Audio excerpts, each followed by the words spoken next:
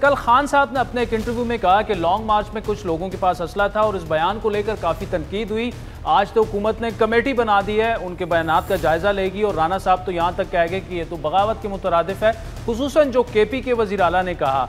کس طرح سے دیکھ رہی ہے پی ٹی آئی یہ سب کچھ؟ سب سے پہلے تو رانا ثناء اللہ اور پاکستان مسلم لیگ نواز کی جو اعلیٰ قیادت ہے وہ فرعونیت, یزیدیت اور آمرانہ رویے کی عکاس ہیں. یہ ہیں کہ جمہوریت کے اندر جمہوری آواز کا نعرہ لگانے والے, آئین و قانون کی بالادستی کا نعرہ لگانے والے کیسے عامر کے چہرے کیسے ہوتے ہیں. تو یہ جمہوریت کے لبادے میں عامر بیٹھے ہیں.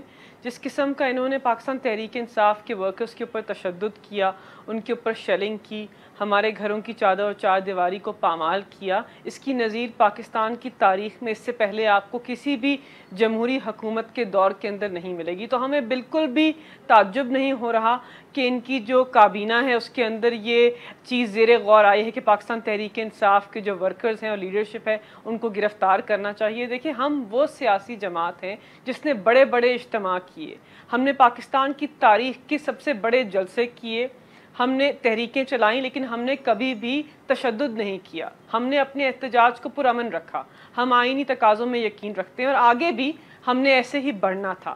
جہاں تک اسلحے کی بات ہے, آئی تھنک اس کے اوپر وضاحت آ گئی ہے کہ وزیر اعظم, سابق وزیر اعظم اور مستقبل کے وزیر اعظم جب اپنی تحریک کو آگے بڑھا رہے تھے تو ان کے ساتھ 3 وزیر اعلیٰ تھے, 2 وزیر اعلیٰ تھے اور آزاد جموں اینڈ کشمیر کے وزیر اعظم بھی تھے. ان کے ساتھ ان کی فورس تھی, ان کے ساتھ ان کی پروٹیکشن کے لیے افسران تھے جن کے پاس آف کورس اسلحہ تھا. تو اگر یہ اسلحے کا استعمال ہوتا دونوں طرف تو جانے جاتی. عمران خان وہ لیڈر ہے جس نے پاکستان کے اندر امن کو ترجیح دی, پاکستان کو پہلے رکھا اور اپنی تحریک کو پیچھے رکھا, اپنے ورکرز کو مایوس کیا. لیکن صاحبہ یہاں پر سوال یہ کہ جب کے پی کے وزیر اعلیٰ اٹھ کر یہ کہیں گے کہ ہم کے پی کی فورس استعمال کریں گے لانگ مارچ میں, تو یہ تو خدا نہ خواستہ ریاست اور صوبہ آمنے سامنے آ جائے گا. یہاں بھی پولیس اور رینجرز تعینات ہوں گی اسلام آباد میں. اگر وہ فورس لے کر آ جاتے ہیں تو یہ کس جانب آپ ملک کو لے کے جائیں گے؟ لیکن اس نہج پہ ہم آئے ہی کیوں شاہ زیب؟ میرا آپ سے اور سوال ہے پاکستان مسلم لیگ نواز اور پی ڈی ایم کے رہنماؤں سے, یہ جو مجموعہ ہے 12 جماعتوں کا, ان سے میرا ایک سوال ہے کہ اس نہج پہ چیزیں آئی ہی کیوں کہ خیبر پختونخوا کے وزیر اعلیٰ کو ایسا بیان دینا پڑا اپنے دفاع کے لیے؟ ایسا کیوں ہوا کہ پاکستان کے اندر جو پنجاب کی پولیس فورس ہے اس کو آپ نے گلو بٹ بنا کر ایک سیاسی جماعت, پاکستان کی سب سے بڑی سیاسی جماعت کے ورکرز, سپورٹرز, ممبرز اور لیڈرز کیا؟ ایسا کیوں ہوا کہ آپ نے 5 پاکستان تحریک انصاف کے سپورٹرز کا قتل کیا؟ آپ نے کیوں پاکستان تحریک انصاف کی خواتین کو ڈی چوک کے اوپر مارا, ان کے اوپر شیلنگ کی؟ آپ کیوں پاکستان کے اندر یہ تفریق, صوبائی تفریق پیدا کر رہے ہیں؟ ہم یہ نہیں چاہتے. ہم پرامن احتجاج میں آئین کے مطابق, اور آئینی ادارہ جو ہے اعلیٰ عدالت اس کی تحریر ناموں کے مطابق اپنے احتجاج کو آگے بڑھا رہے ہیں. مجھے تعجب ہوتا ہے کہ میڈیا کے اندر یہ سوال اٹھ رہا ہے کہ خیبر پختونخوا کے وزیر اعلیٰ نے یہ بات کیوں کی. یہ نہیں دیکھ رہے کہ کس طرح ایک پارٹی کے اوپر کس طرح آمرانہ طریقے سے ظلم اور تشدد ہوا ہے اور سب خاموش بیٹھے رہے. ریاست اور ریاست کے سارے ادارے خاموش بیٹھے رہے کہ پاکستان تحریک انصاف سے منسلک ہونے والے جو شخص ہیں وہ پاکستان کے شہری نہیں ہیں. کیا ان کے آئینی حقوق نہیں ہیں؟ کیا وہ پرامن احتجاج کا حق نہیں رکھتے؟ تو اس کی شروعات رانا ثناء اللہ, مریم نواز شریف جو کہ خود ایک خاتون ہے اور 12 عورت کارڈ کے پیچھے چھپتی ہیں, انہوں نے قیادت کی ہے اس نظریے کی اور اس جابرانہ تسلسل کی جس کے ذریعے پاکستان تحریک انصاف کی جو خواتین ہیں ان کے اوپر بہیمانہ تشدد ہوا ہے. مریم نواز اس کے لیے ذمہ دار ہیں. ان سب کی قیادت میں ہمارے ساتھ یہ ہوا ہے. میں جانتی ہوں کہ آپ نے وہ ویڈیوز دیکھی ہیں, آپ نے وہ تصاویر دیکھی ہیں جس کے اندر کھلے عام شیلنگ ہو رہی ہے, جس کے اندر کھلے عام لوگ پلین کپڑوں کے اندر تشدد. اچھا, 2 چیزیں ہیں ملکہ صاحبہ, ایک تو تشدد پر تشدد, اور یہ ساری چیزیں جو ہیں ان پر جو شیلنگ وغیرہ یہ ناقابل قبول بھی ہے, قابل مذمت بھی ہے.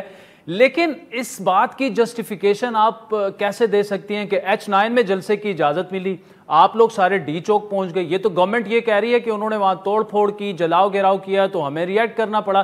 دوسرا جو کے پی کے وزیر اعلیٰ صاحب ہیں, دیکھیں وہ آئین اور قانون کے مطابق وہ ایک وزیر اعلیٰ ہیں صوبے کے, وہ کیسے سرکاری فورس استعمال کر سکتے ہیں اسلام آباد, ان کو لا سکتے ہیں. اگر پی ٹی آئی کا کوئی اور لیڈر یہ بیان دے دے تو چلے ٹھیک ہے, وہاں سے بھی بیانات آ رہے ہیں یہاں سے بھی, لیکن ہی از دا سٹنگ سی ایم, ایک حاضر سروس اسے کہہ سکتے ہیں, جو بھی آپ اسے کہیں, وزیر اعلیٰ ہیں, وہ فورس لے کر ایسا تاثر دے رہے ہیں کہ اسلام آباد پر چڑھائی کرنے والے ہیں, تو یہ تو معاملہ پھر کسی اور طرف جائے گا.